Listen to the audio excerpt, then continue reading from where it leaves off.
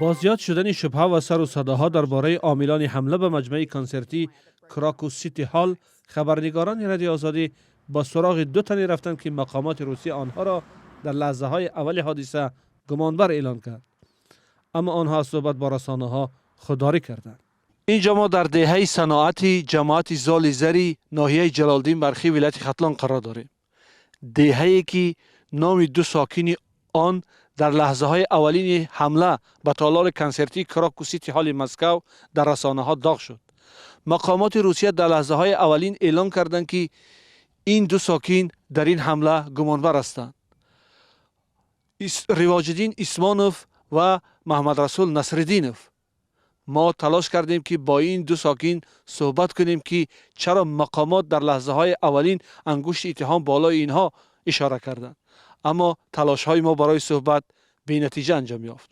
این دو ساکنی دهه صنعت از صحبت با خبرنگاران خودداری کردند. همچنین نزدیکان و پیوندان آنها نخواستند که با ما صحبت کنند. ما تلاش کردیم که با رئیس دهه صنعت هم صحبت شویم و از او درباره چیستی و چرایی پس از اعلان این معلومات صحبت کنیم، اما رئیس دهه هم از صحبت با ما خودداری کرد. تلاش های 5-6 ساعته ما برای به صحبت مایل کردن ساکنان این دهه هم نتیجه نداد. قبل از این که ما به این دهه بیم، به جماعت دهات زالیزر و همچنین به حکومت ناحیه جلالدین بلخی رفتیم و از مسئولین مقامات خواهش کردیم که در این جاده برای ما مساعدت کنند. ریاست کارهای داخلی ولایت بریانسک روسیه پس از حادثه روز 23 مارس رواجالدین اسمانوف، محمد رسول نصرالدینوف و رستم نظرف را برای صادر کردن جنایتی مخصوصاً وزن متهم و در جستجو قرار داد. در پی این وزارت کارهای داخلی تاجیکستان با نشر یک اظهارات گفت که این اتهام اساس واقعی ندارد. این وزارت با نشر عکس‌های اسمانوف و نصرالدینوف اعلان کرد که آنها هنوز 26 نوامبر سال 2023 از روسیه به تاجیکستان آمده در محل زیست خود قرار دارند. همچنین وزارت کارهای داخلی تاجیکستان در اظهارات گفته بود که نفر سوم رستم نظرف نیز شهروند تاجیکستان است، ساکن ناحیه باختر سابق هالاکوشانیان که عین زمان در شهر سمر فدراسیون روسیه همچون راننده مسافرکش فعالیت دارد. هنگام رخ دادن اکت تروریستی او در شهر سمر بود و به جنایت مذکور علاقمندی ندارد. کارشناسان یک دلیل از صحبت با رسانه ها خودداری کردن افراد را که نام آنها به حادثه کراکو سیتی رقم خورده است این می‌دانند که در این راستا موقع دولت تاجیکستان معلوم نیست.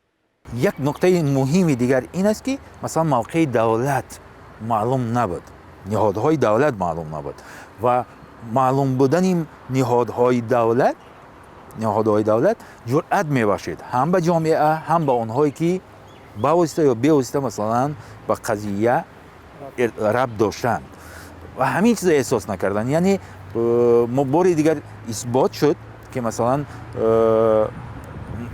نه همیشه میتوانیم از شهروندای خود حداقل از نگاه حقوقی دستگیری کنیم. خب بگذار آنها یک مثلا در همین حادثه ها دست داشتن، حداقل باید از جانب مقامات دولت یک نوع برخورد میشه با آنها مناسبت انسان، مناسبت با یک انسان صورت بگیرد، مناسبت قانونی و حقوقی صورت بگیرد که این چیز ما متاسفانه ندیم. حتی ما چند روز پیش دیدیم که وکالتدار حقوقی انسان هم در از پلیس خوندیم که مثلا یک نوع صرف نظر کرد که موقعش معلوم نکرد. این چیزا یعنی در مجموع به حالت عمومی اجتماعی از جمله به برداشت‌های شهروندان نمیتونه که به تاثیر باشد و از جمله به آنهایی که با واسطه یا بی واسطه به حادثه دخل میکردند. حمله مرگبار به کراکو سیتی هال در شب 22 مارس صورت گرفت. مقامات روسیه گفتند در این حادثه 144 نفر جان باخته، بیش از 500 کس آسیب دیدند. گروه تندروی دولت اسلامی یا داعش مسئولیت حمله را به دوش گرفت. دادگاه ناحیه بسمنی شهر مسکو تاکنون 10 نفر را با گمان دست داشتن در حمله به کراکو سیتی به حبس گرفت. 9 نفر آنها از تاجیکستان هستند و 1 نفر از قرقیزستان.